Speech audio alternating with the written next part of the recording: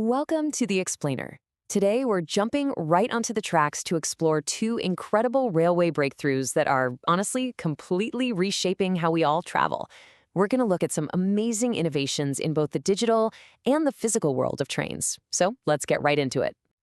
I know, it sounds a little bit like science fiction, doesn't it? But this question really gets to the heart of what we're covering today. We're looking at how engineers are solving two very different but equally important problems. You've got this outdated mobile tech on our railways, and then you have these major physical delays that happen at international borders. So first up, let's dive into the invisible network that's actually running our railways. It's part of a bigger system called ERTMS, but we're going to focus on the piece that's all about communication. Okay, so right now, the system that runs the show is called GSMR. The easiest way to think about it is like a private, super secure 2G mobile network that's built just for trains. It's that critical link that lets drivers, dispatchers, and controllers all talk to each other. But here's the catch. While the rest of us moved on from 2G phones ages ago, our trains are still using technology from the 90s. And this isn't just, a little bit dated. It's actually becoming a serious problem for any modern railway. And this is where it gets really interesting. Just look at how massive the gap is. That 2G system, GSMR, it can handle voice calls and basic text data. And that's pretty much it. When you've got these high-speed trains, any kind of communication gap or blind spot is a huge potential safety risk. Trying to run a modern railway on a 2G network is kind of like trying to run a whole smart city using an old flip phone. Which, of course, brings us to the pretty obvious solution. It's time for a major leap forward into a 4G and 5G future for our railway networks. South Korea has really been leading the charge here with something called LTE-R. It's a 4G-based system, but it's built from the ground up specifically for railways. And because it can handle just massive amounts of data, it unlocks things that 2G couldn't even dream of, like, say, a real-time video call between the train driver and the control center during an emergency.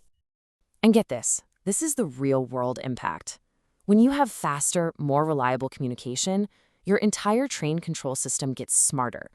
You know exactly where every single train is all the time. And that means you can run them closer together, safely, potentially boosting the number of trains on the same track by a staggering 63%. And this isn't just about cool new tech for the sake of it, right?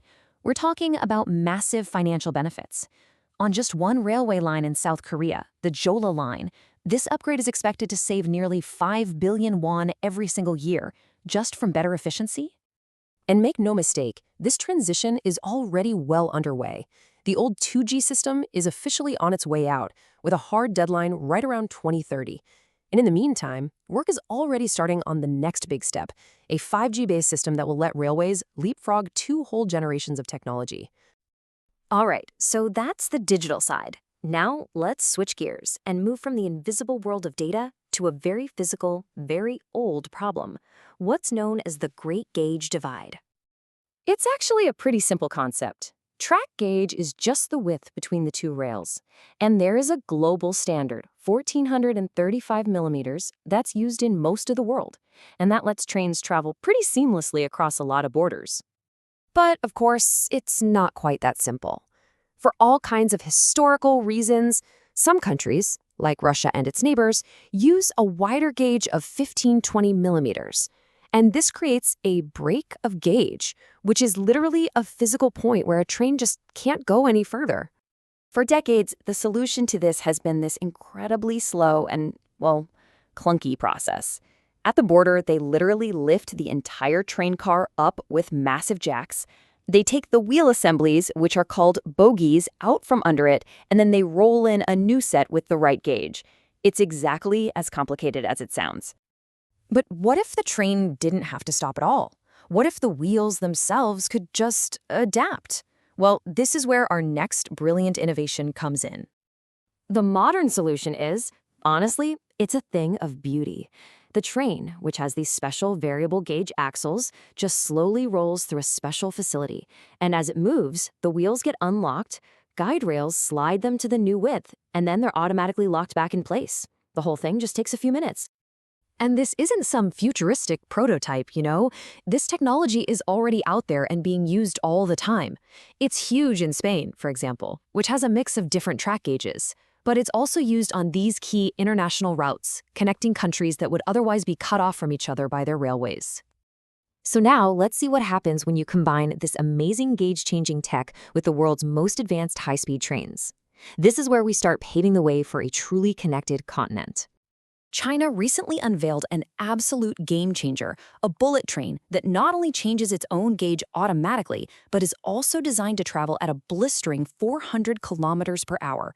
Just to put that in perspective, that's faster than any high-speed train that's in commercial service right now. What this really means is that this train is a true world traveler. It's built to handle extreme climates, everything from a Siberian winter to desert heat. And it's also compatible with all the different electrical power systems you find in different countries. It's basically designed to go anywhere. So when you put these two huge innovations together, the digital leap forward of 5G communication and the brilliant physical solution of gauge-changing trains, this quote here starts to feel less like a far-off dream and more like a preview of what's coming very, very soon. The technical hurdles for a global railway, they're just falling away one by one. And that leaves us with one final thought. Now that the technology is here, the tech to create seamless, borderless train travel is a reality, the main barrier isn't engineering anymore. It's simply about imagination. So the only real question left is, where should we lay the tracks next?